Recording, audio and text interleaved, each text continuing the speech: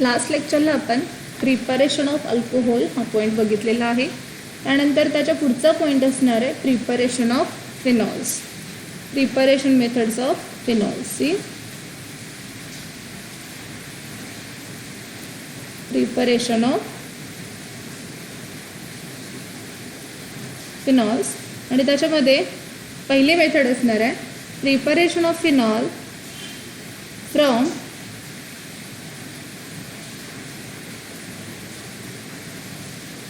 chlorobenzene.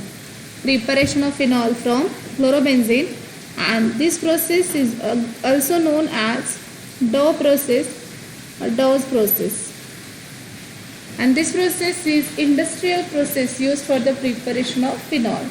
Phenol बनवण्यासाठी वापरली जाणारी इंडस्ट्रियल मेथड आहे. तर या मेथडमध्ये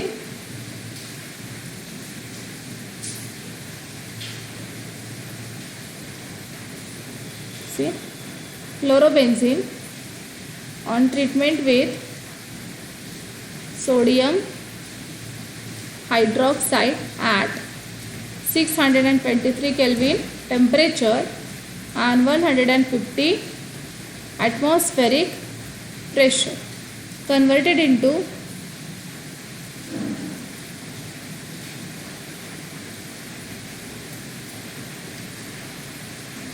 ONA, that is हा Cl निघून जातो, ONA अटॅच होणार आहे, gate converted into sodium phenoxide, converted into sodium phenoxide, and this sodium phenoxide on treatment with dilute of acid, this sodium phenoxide on treatment with dilute of acid converted into phenol,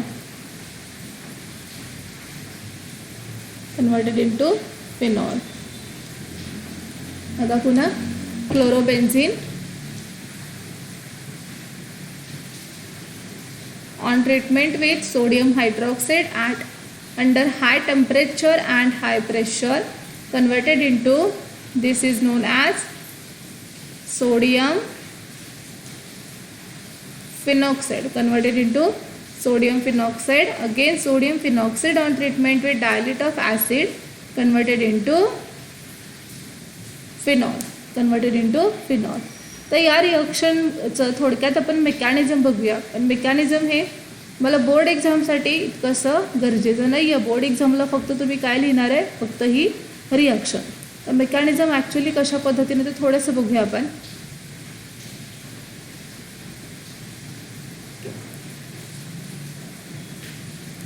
C क्लोरोबेन्झीन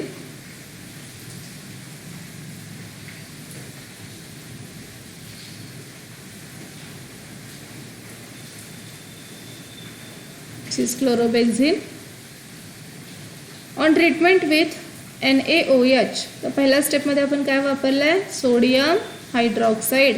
त्या sodium हायड्रॉक्साईडचं dissociation होतं आणि ह्या sodium हायड्रॉक्साईडमधला जो OH minus आहे तो OH minus प्रोटॉनच्या शोधात असणार आहे. तर तो काय करणार आहे, तर ह्याच्यातला प्रोटॉन ॲब्स्ट्रॅक्ट करून घेतो. मग इथं आपल्याला माहिती आहे की प्रत्येक कार्बनला काय जोडलेलं असणार आहे, एक हायड्रोजन. ओके, मग हा जो हायड्रोजन आहे हा प्रोटॉनच्या फॉर्ममध्ये बाहेर पडण्यासाठी या कार्बन आणि हायड्रोजनमध्ये शेअर झालेली जी इलेक्ट्रॉन पेअर आहे ती इलेक्ट्रॉन पेअर तो इथं ह्या कार्बनला देतो. बघा पुन्हा, कार्बन आणि हायड्रोजनमध्ये शेअर झालेली ही जी इलेक्ट्रॉन पेअर आहे ती इलेक्ट्रॉन पेअर हा या कार्बनला देतो आणि इथून H+ म्हणून बाहेर पडतो. मग हा इथून बाहेर पडला H+ आणि हा आहे OH मायनस. त्याचं कन्व्हर्जन झालं वॉटरमध्ये, म्हणजे पहिल्या स्टेपमध्ये काय बाहेर पडला, वॉटर. तर ह्याचं कन्व्हर्जन कशामध्ये होतं बघा,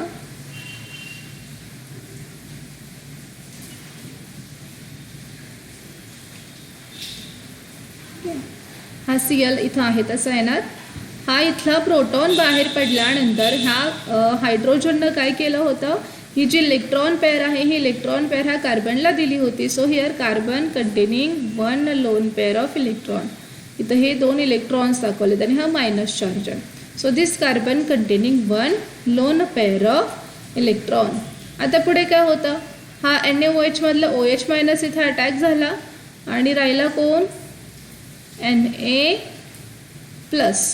आता इथं काय होणार, Na प्लस Cl मायनसला घेऊन इथून निघून जाणार. Cl मायनस कसं काय निघून जाऊ शकतो, तर Cl मायनस किंवा हा क्लोराईड जो आहे हा गुड लिव्हिंग ग्रुप आहे. क्लोराईड जो आहे तो गुड लिव्हिंग ग्रुप आहे, तो इथून इझिली बाहेर पडू शकतो. मग हा Cl मायनस म्हणून बाहेर पडणार आहे. Cl मायनस म्हणून बाहेर पडण्यासाठी ही जी इलेक्ट्रॉन पेअर आहे, दोघांमध्ये शेअर झालेले हे जे इलेक्ट्रॉन्स आहेत ते इलेक्ट्रॉन घेऊन तो बाहेर पडतो. कार्बन आणि हा Cl मध्ये शेअर झालेले इलेक्ट्रॉन घेऊन तो बाहेर पडतो. मग हा जो कार्बन आहे तो कार्बन इलेक्ट्रॉन डेफिसियंट झाला, त्याला इलेक्ट्रॉन्सची गरज आहे. मग त्याला पाहिजे असणारे इलेक्ट्रॉन्स कोण देणार, तर हा कार्बन. म्हणजे ही जी इलेक्ट्रॉन पेअर आहे ती कुणाला मिळणार, या कार्बन, या आणि या कार्बनच्या मध्ये ती काय होणार, शेअर होणार. ही जी इलेक्ट्रॉन पेअर आहे ती या आणि या कार्बनच्या मध्ये शेअर होणार. पुन्हा बघा काय होतं, पहिल्या स्टेपमध्ये हा Na प्लस इथं OH मायनस हा इथं अटॅक करतो. OH मायनस हा इथला H प्लसला घेऊन बाहेर पडतो. शिल्लक राहिला हा Na प्लस. हा जो Na प्लस शिल्लक राहिला हा Na प्लस काय करतो, Cl मायनसला घेऊन बाहेर पडतो. पण जेव्हा हा Na प्लस आहे Cl मायनसला घेऊन बाहेर पडणार तेव्हा हा कार्बन इलेक्ट्रॉन डेफिसियंट होणार. या कार्बनला हवे असणारे इलेक्ट्रॉन्स त्याला कोण देणार आहे, तर हा कार्बन, त्याच्याकडे लोन पेअर ऑफ इलेक्ट्रॉन आहे. ते इलेक्ट्रॉन पेअर तो काय करतो, इथं शेअर करतो. तर ह्याचं कन्व्हर्जन कशामध्ये होतं बघा,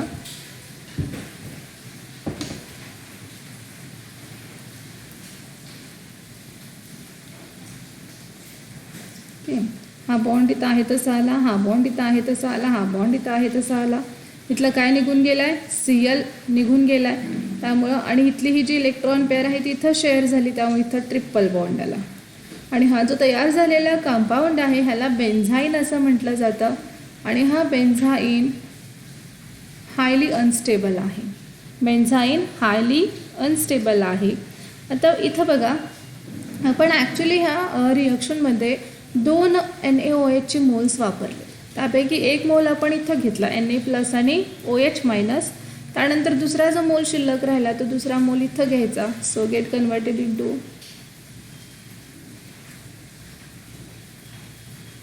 बेन्झाईन घ्यायचा. Okay, this is a benzyne and here on reaction with OH minus, का तर दुसरा मोल्स आपण वापरला NaOHचा, हा पहिला वापरला इथं, हा दुसरा वापरला इथं. हा NaOH मधला OH मायनस इथं ॲक्ट होणार. मग हा OH मायनस कसा ॲक्ट होऊ शकतो, तर ही जी इलेक्ट्रॉन पेअर आहे ही इलेक्ट्रॉन पेअर पुन्हा या कार्बनला परत मिळाली. ही इलेक्ट्रॉन पेअर या कार्बनला परत मिळाली आणि हा जो OH मायनस आहे हा OH मायनस या कार्बनवरती अटॅक झाला. बघा, याला आधी इलेक्ट्रॉन डेफिसियंट करून घ्यायचं. कसं करून घेणार आहे, तर ही जी इलेक्ट्रॉन पेअर आहे ती पुन्हा या कार्बनवरती शिफ्ट करायची आणि हा OH मायनस या कार्बनवरती अटॅक करतो. मग पुन्हा ह्याचं स्ट्रक्चर कसं तयार होतं बघा,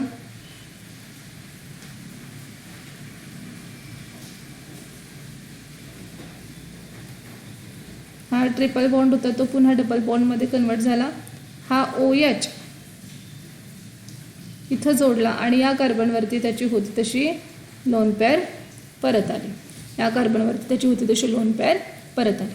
आता इथं काय होतं, पुढच्या स्टेपमध्ये आपण कोणाचा अटॅक करणार आहे, Na प्लसचा. तो अटॅक करण्यासाठी ह्याच्याकडे इलेक्ट्रॉन पेअर आहे, ह्याला कुणाची गरज आहे, तर प्रोटॉनची गरज आहे. तो प्रोटॉन त्याला कुठून मिळणार, तर इथून. O आणि H मध्ये शेअर झालेली ही जी इलेक्ट्रॉन पेअर आहे ती इलेक्ट्रॉन पेअर ऑक्सिजनला मिळणार. इथून प्रोटॉन बाहेर पडणार आणि हा बाहेर पडलेला प्रोटॉन आहे तो इथं येणार. म्हणजे ह्याला H मिळाला, ह्याच्यावरती ही इलेक्ट्रॉन पेअर आहे ती निघून गेली. सो ह्याचं कन्व्हर्जन होणार आयॉनमध्ये. त्या आयॉनला आपण फिनॉक्साइड आयॉन असं म्हणतो. इथे एक, इथे एक, इथे एक. ह्याला हायड्रोजन मिळाला म्हणलं, ह्याच्यावरची जी इलेक्ट्रॉन पेअर आहे ती इलेक्ट्रॉन पेअर निघून गेली आणि ह्याचं कन्व्हर्जन झालं O मायनसमध्ये. ह्या आयॉनला आपण फिनॉक्साइड आयन असं म्हणतो. This ion is known as phenoxide ion. तर आता दुसऱ्या NaOH मधला OH मायनस आपण इथे ॲक्ट केला. राहिला कोण, Na plus. Na plus, O minus आणि Na प्लस. त्याचं कन्व्हर्जन होणार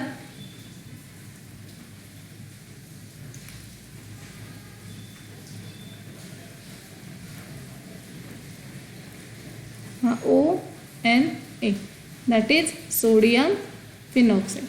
That is sodium phenoxide.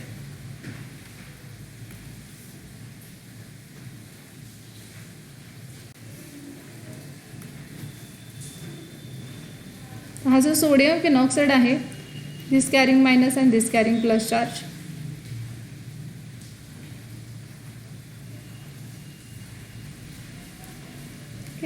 तर सोडियम फिनॉक्साईडचं कन्व्हर्जन आपल्याला कशामध्ये करायचं आहे, फिनॉलमध्ये करायचं आहे. त्यासाठी त्याची ट्रीटमेंट जी आहे ती डायल्यूट ऑफ HCl बरोबर करायची. HCl मधला H प्लस आणि Cl मायनस, मायनसकडे प्लस आणि प्लसकडे minus, so get converted into phenol plus NaCl, get converted into phenol plus NaCl, and this process is known as Dawes process for the preparation of phenol from chlorobenzene. Dawes process for the preparation of phenol from chlorobenzene. Okay, आपल्याला board एक्झामला फक्त ही reaction जास्त महत्त्वाची आहे. Mechanism फक्त product कसे काढायचे यासाठी आपण बघू शकतो. देन पुढची प्रोसेस आहे preparation of phenol from benzene sulphonic acid. Preparation of phenol from benzene sulphonic acid. दुसरी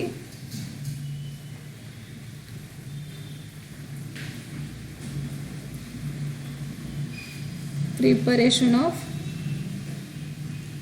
फिनॉल फ्रॉम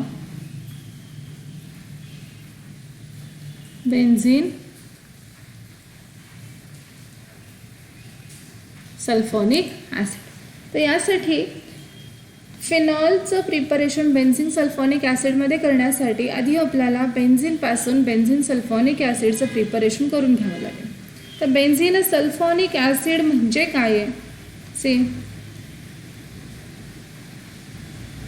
हा जो आहे हा आहे बेन्झीन सल्फॉनिक ॲसिड. मग पहिल्या स्टेपमध्ये काय करायचं, तर बेन्झीनचं कन्व्हर्जन बेन्झीन सल्फॉनिक ॲसिडमध्ये करून घ्यायचं. तर रिॲक्शन कशी येणार आहे बघा.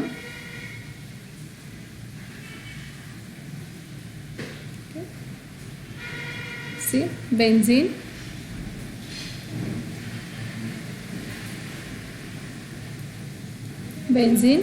On treatment with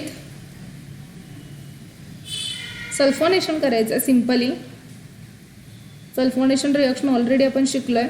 fuming sulphuric acid on treatment with fuming sulphuric acid, किंवा ऑलियम वापरायचं किंवा फक्त सल्फ्युरिक ॲसिड लिहा, दॅट इज H2S2O7 या सल्फ्युरिक ॲसिड लिहा आरोवरती.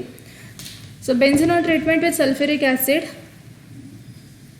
सल्फॉनिक ॲसिड तिचं कन्वर्जन होणार आहे. So benzene on treatment with sulphuric acid get converted into benzene sulphonic acid. त्याचं कन्वर्जन कशामध्ये झालं, बेन्झीन सल्फॉनिक ॲसिडमध्ये. पुन्हा बघा, benzene on treatment with sulphonic acid, sulphuric acid, benzene on treatment with sulphuric acid, त्याचं conversion झालं benzene sulphonic acid, converted into benzene sulfonic acid. This benzene sulfonic acid on treatment with sodium hydroxide, this benzene sulfonic acid on treatment with sodium hydroxide, तर ह्याचं conversion कशामध्ये होईल, हा acid आहे हा base आहे, ह्याचं कन्वर्जन कशामध्ये होणार तर सॉल्टमध्ये होणार. And that salt is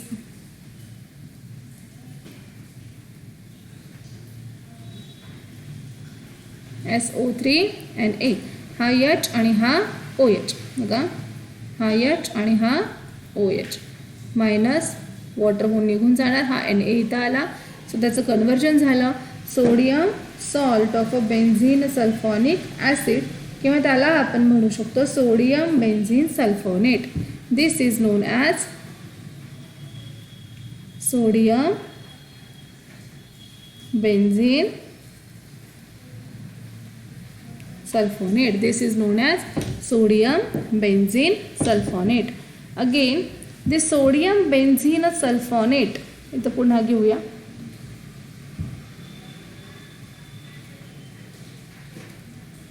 This sodium benzene sulfonate on treatment with again sodium hydroxide, on treatment with again sodium hydroxide. तर इथे सोडियम हायड्रॉक्साईडच्या दोन मॉलिक्युल्स घ्यायचे. On treatment with again sodium hydroxide at a temperature, high temperature, that is 523 kelvin temperature. At high temperature that is 523 kelvin temperature. त्याचं conversion होणार इथं बघा, हा SO3Na remove करायचा पार्ट बघा, हा SO3Na आणि हा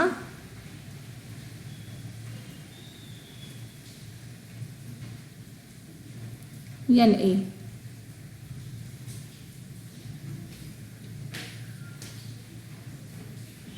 म्हणजे काय झाला, Na2SO3.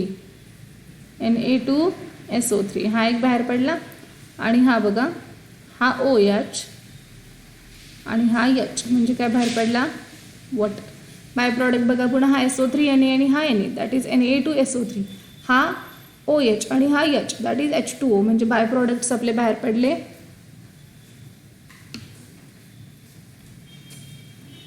Minus of Na2SO3 and minus of H2O. मग प्रॉडक्ट आपल्याला काय मिळणार, हा राहिलेला ONA जो पार्ट आहे तो आहे तसा इथं जोडायचा. So the product is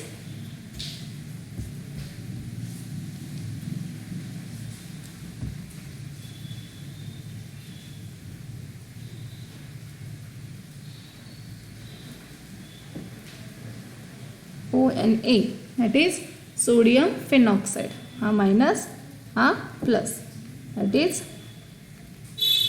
sodium phenoxide.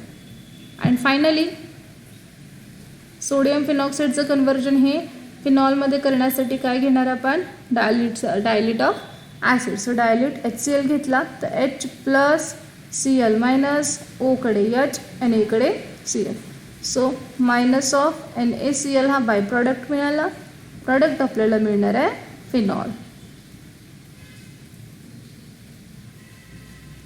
Here is the phenol. Okay, ह्या दोन मेथड आपण प्रिपरेशन ऑफ प्रिपरेशन ऑफ फिनॉलच्या बघितलेल्या आहेत. पहिली मेथड बघितली क्लोरोबेन्झिनपासून डॉस प्रोसेस. दुसरी मेथड बघितली आहे फ्रॉम बेन्झिन सल्फॉनिक ॲसिड.